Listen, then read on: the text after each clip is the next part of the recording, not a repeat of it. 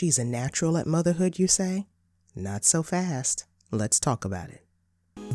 This is Motherhood Unmasked, the podcast for real talk about the challenges moms face. I'm your host, Vanessa Harris. But mama, you're the kind of hero who doesn't need to hide behind a mask.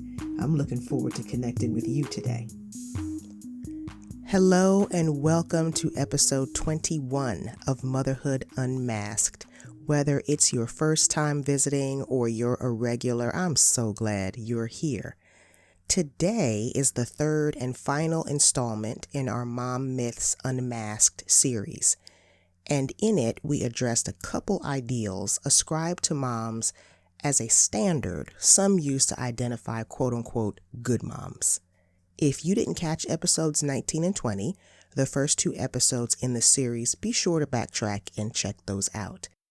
But today's topic is the heaviest one yet, and hits home for me because it has so much to do with the mom I am today and why I do this podcast.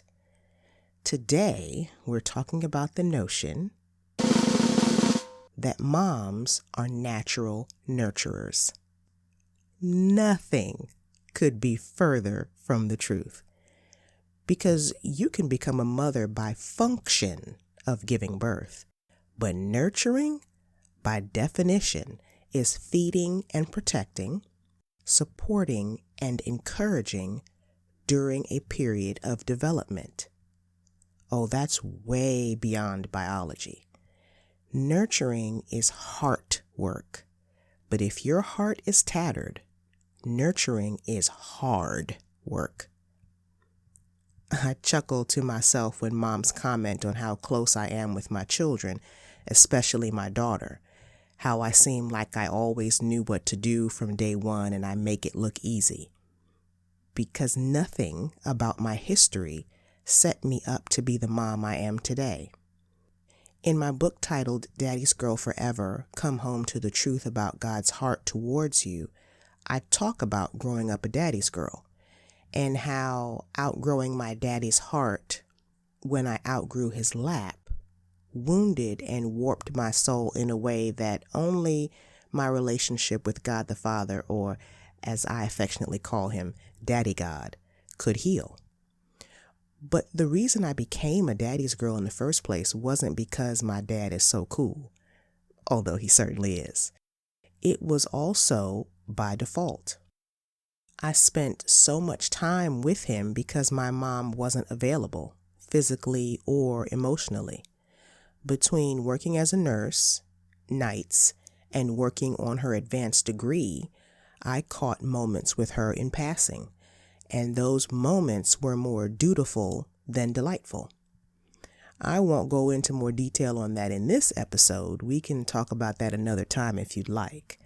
But there's a huge difference between doing the basics for your child, like feed and clothe her, because it's the expected thing to do, versus pouring yourself into her the way you'd water a seed.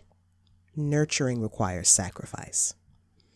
And contrary to what Hallmark tells you, there are many mothers, whether because of temperament, upbringing, or childhood trauma, who are closed off toward their kids. They either don't want to or don't know how to give the nurturing they didn't receive. I don't know which one of those categories my mom falls into, but I tell you this. If you're not a nurturer by nature, all hope is not lost. If you want to do better by your kids, you can. I'm living proof, but it didn't just happen. It took intention. I had to add, ADD, what I lacked, and you'll need to as well. What does that look like? Well, the A would be acknowledge. Acknowledge what you received didn't equip you for how you want to show up as a mom. D, decide to seek a better way of mothering through reading books, especially the Bible, and spending time with moms you admire, as well as seeking counseling if necessary. And for me, as a believer, the last D, depending on Jesus' grace for wisdom and guidance to become the mom my kids need, was and still is most important. So, okay, I guess I misspoke earlier when I said my history didn't set me up to be the mom I am. It actually had everything to do with it. Because I don't know that I'd have the passion to own the calling of motherhood and to champion other moms to do the same if my mom was more invested in my life. So, if your mother didn't nurture you, and now you find yourself struggling to nurture your children, don't feel ashamed. You're not the only one. But you can break the cycle by choosing to become a nurturer and face the wounds from your past. I know it's not easy to face your mother's rejection to any extent, but it's a must, because there's a big difference between experiencing rejection and labeling yourself a reject. The ability to distinguish between the two impacts all your relationships for the better, especially with your children.